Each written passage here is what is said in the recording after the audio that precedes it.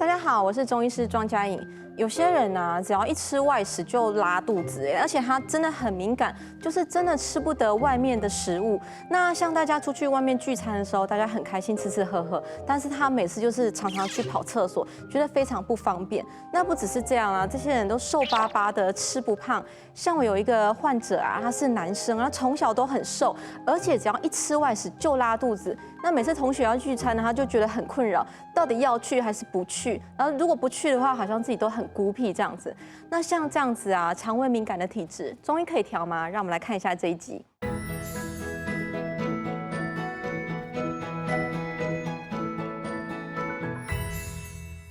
外食为什么会容易拉肚子啊？像这些人呢，都是肠胃比较敏感的体质哦。那小肠细菌的繁殖啊，就比较快一点，然后都是一些杂菌为主。那所以说，它肠胃道菌落虫就不太正常啊。那你再吃进去一些，外面可能杂菌量含量比较高的食物啊，这就容易就是过度敏感，就又拉肚子了。那真正大肠肌躁症的人呢，只要饭后或是一紧张就一直狂拉，但是这种人呢，好像又不到那个程度，他平常生活也还过得去啦。如果是自己在家吃的话，吃自己习惯的东西，其实也都还好。可是如果出去外面吃啊，吃到自己不习惯的东西，比如说，他平常不吃花生，那外面聚餐呢就很多花生，那他就拉肚子了。这其实是肠道过度敏感。那免疫系统跟神经系统呢，都是属于不稳定的状况，所以他自己知道说不能吃外食。可是平常呢，他如果固定在自己的这种饮食范围内，他是没事的。那什么样的体质比较会这样子呢？通常都是属于虚症的人。那这些人呢，一定是肠胃道我们说的脾胃系统有问题，那很类似大肠肌躁症，但是呢又还不到那么严重。那这通常呢都是干预体质跟敏感的体质。那有些时候有些外来的湿热邪气会干扰，或是自己体质没有那么稳定，比如说你熬夜过后啊，那你这样子就特别又容易拉肚子，又是有一些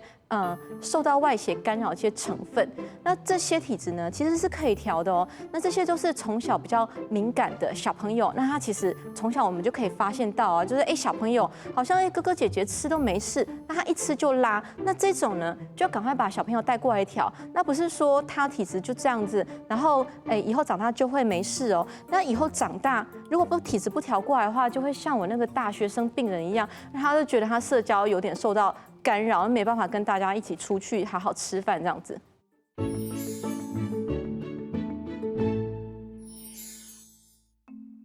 那为什么外食会容易拉呢？其实啊，这是可以调的。那我那个大学生患者啊，他是每个礼拜都来看我门诊哦，然后从大一啊调到大四，然后有一天他跟我说，庄医生，我跟你讲哦，我昨天啊去跟同学出去外面吃到饱，然后我没拉肚子然后最近啊我也常常跟同学出去外面聚餐，我跟他说恭喜你，你体质调过来了。那其实呢，他最早来看诊呢，不是说他容易拉肚子啊，因为一般人根本就不知道自己这个状况是异常，他只知道说自己呢就是不能吃外食，所以他也不知道自己有病哦。是他最早来看诊的时候跟我说他要长肌肉，我才发现的。那我诊脉就跟他说，你肠胃很不好他说对，我没有办法吃外食哦，只要喝点牛奶啊，或是出去外面跟人家聚餐啊，他就10次有9次会拉肚子。所以啊，他都很会做饭，为什么？因为他没有办法吃外食啊，他就是宿舍很简单的那些料理器具啊，他可以做出很好吃自己可以吃得干净的东西。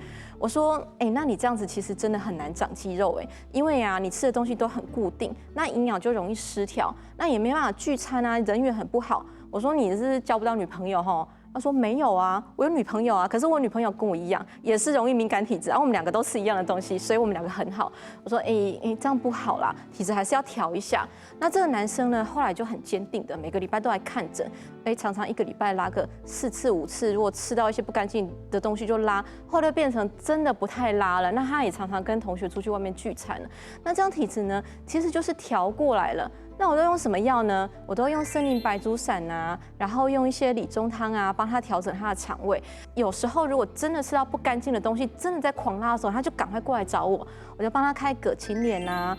藿香正气散啊、四逆散啊，让他肠胃道赶快进入修复期，赶快缓解拉肚子的状况，那肠胃黏膜赶快长回来，就不会再继续拉了。那有时候呢，他自己平常没事啊，就很喜欢自己煮东西吃嘛。那我跟他说，那你煮东西呢，料理里面啊，你就放点可以帮助你养脾胃的健脾的东西，我要跟他说山药啊，然后一些黄芪、党参这些东西，你就把它丢进去你的料里面，那你料理会变得比较香，而且呢，你肠胃变得比较好一点。那后来他这毕业之后呢，常常跟实验室同学去聚餐，因为没事，所以呢，这些体质你如果真的有这样的状况的话，赶快来找中医师调整。那有一些是心理因素啦。那其实我会观察到这些肠子比较容易敏感啊，然后一吃到什么东西就容易就是拉肚子，这些人啊都是比较敏感的人。那我有时候跟这些爸爸妈妈说，哎，你小朋友这样子啊，第一，这体质是可以调的；第二呢，他这种敏感体质的人啊，他很纤细、很聪明啊。像平常有些比较敏感的人啊，他的思绪非常的敏锐，那有些情绪变化呢，哎，他就可以把它写成很大篇文章，或者真的是写诗都写得非常的漂亮啊，不像我们这些平常忙到这个，平常旁边人在讲什么话，我们都没在听的，就有点迟钝。我说这样的体质的人啊，他就是艺术家体质，所以他才会这么敏感。但是呢，对肠胃道来说，就真的不是那么好啦。幸好呢，肠胃道的敏感是可以调的。那这些心理压力呀、情绪紧张啊，影响到自律神经系统啊，然后影响到内分泌系统啊，那影响到肠胃功能混乱啊。其实呢，我们就放一点疏肝解郁、安神的药物就可以了。像我常常用甘麦大枣汤啊、加味逍遥散啊、合欢皮这些，帮助这些很敏感的族群去稳定他自己。但我常常会建议这些族群啊，就是说有时候有些放空的时间，你不能整天脑袋这样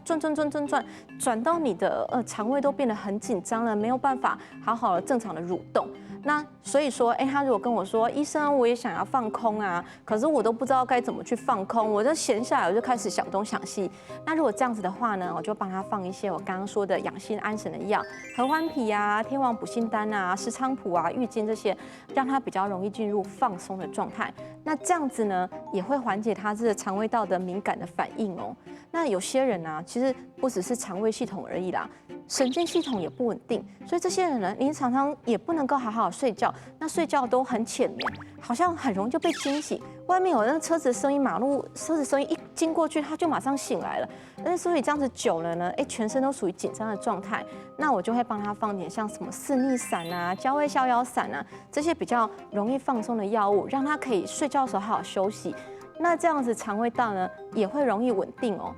那像这样子状况的人啊，有时候他们去看西医师，那西医师除了开一些止泻剂跟整肠剂之外呢，也会开一些抗忧郁剂给他哦。那有些病人就会拿着药单问我说：“医生啊，为什么我上面有抗忧郁剂，我又没有忧郁？”我说：“不是你忧郁啦，只是让你精神放松一点啊，你就比较不容易一吃点东西就容易拉肚子。为什么？因为你身体要放松啊，那你神经系统比较不会那么躁动啊，就比较不会拉啦。那不然你试试看啊。然后我就试个2天之后发现说，真的耶，吃点放松剂之后呢，肠胃道也真的比较舒服一点。所以其实啊，这种放松的状态啊，对这些肠胃道敏感的族群也真的是蛮重要的哦。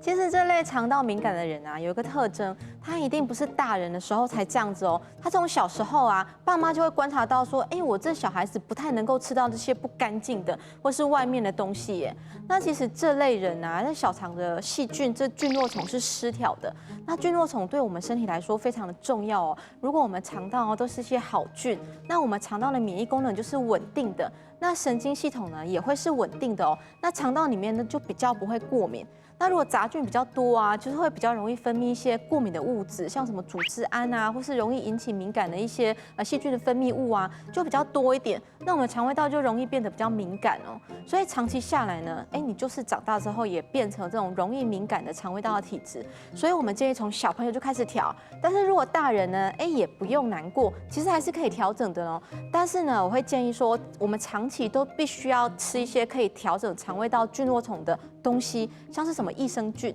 但是益生菌要注意，因为不是每一种益生菌的厂牌啊都适合你这个人。那我们中药呢比较倾向于给益生元，那像茯苓啊、山药啊、黄芪这些东西是可以培养你肠胃道里面本来的好菌，所以你本来肠胃道里面适合你的好菌呢，你常常给它这些好东西，它越长越旺盛，那肠胃道的好菌变多啦，那你的肠胃道的免疫系统跟神经系统就会变得比较稳定一点，那以后呢就比较不会过敏喽。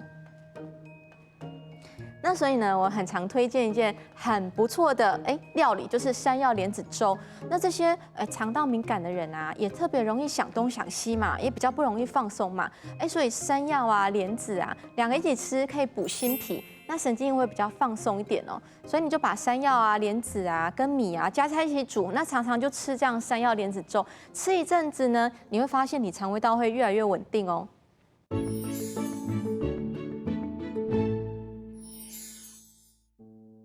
好，我们来回答观众的问题：为什么睡眠不足的人容易拉肚子啊？有时候真的会这样子哦，他觉得说，平常还好，但是我如果前天熬夜一下，我隔天就真的比较容易拉肚子，为什么？因为交感神经比较亢奋嘛，那神经质处于亢奋的状态啊，肠胃道没有办法放松啊，它就比较敏感一点。那还有啊，如果睡眠不足，长期这样下来，身体处于发炎状况，那肠胃道菌落丛也会失调啊，所以你就更容易拉肚子。所以我会建议这样的人啊，休息放松都是很重要的哦。